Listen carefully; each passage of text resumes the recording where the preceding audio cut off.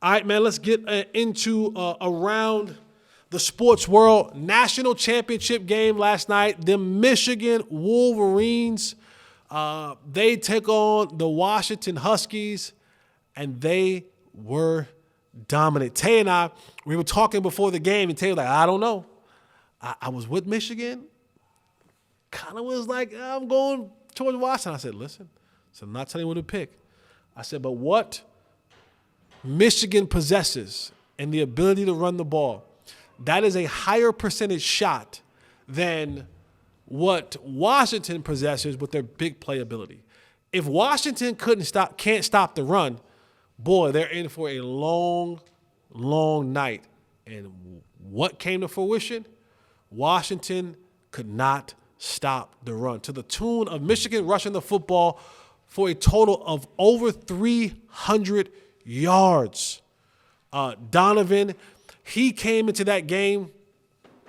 What's his last name? Edwards, Donovan Edwards, and he took a back seat. He had taken a back seat to Blake Corum, but he came out, lit it up in the first quarter. 41. He lit it up 41 yards, 46 yards, and it was kind of off from there, and they were just going at it, and you just saw Michigan be able to dominate the trenches.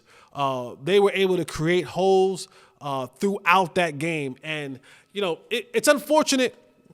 It's unfortunate because Michael Penix Jr., who had a fantastic year, and it sucks. You know why it sucks for Mike?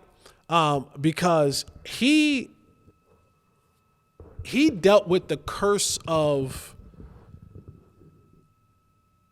Pac-12 timeline curse, time frame curse. Because you think about it, all day long you watch football and you get to a point where you're saying, all right, cool, I'm done. It's 10, 11 o'clock at night. I got to get myself ready for church tomorrow. I got to get myself ready for Sunday football. And you're like, wait. But it's midnight. The Pac-12 is about to come on. I'm like, I'm not watching it. I'm tired. I'm footballed out. I cheer for my team, right? I gave all I had for my squad today.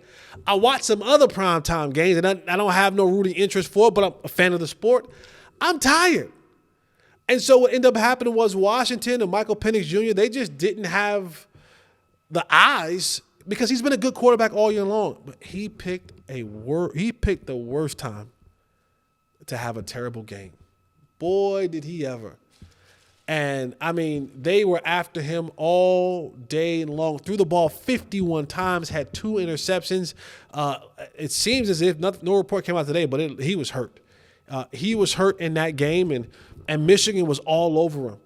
And the thing about Penix Jr. was, you watched him all year long. When you watched him, the throws that he was missing last night, he was hitting those throws throughout the season. I mean, he probably missed about 5 or 6 throws last night that would have been game changers to open receivers that he was hitting. That he was hitting all season long. Hit him last week. He made them complete last week. And he just couldn't find the rhythm. They just couldn't find what they needed offensively. And that run game. See, that run game is body blows. I mean, it's body blow after body blow after body blow. And Edwards and Blake, and they just body blow. Because you think about it. J.J. McCarthy only completed 10 passes. He only completed 10 passes. Had little over 100 yards, had less than 150 yards on 10 completions. And that game never felt close. And I'll take that back. There were moments where it felt close, but it never felt like Washington was in a position to take momentum. It never felt like Washington was in a position where the game was in their control. It always felt like they were fighting an uphill battle. They were always trying to get to that next level. And kudos to Michigan. I mean, they finally got to the mountaintop. For Jim Harbaugh and staff and his players, I mean, 7 straight bowl losses. Whether it was the playoffs or whether it was the regular bowl, I mean, they lost last year to TCU. What an embarrassing loss that was, because you saw what happened to TCU when they had to play Georgia. That was a rout. But 7 straight bowl losses for Harbaugh and company.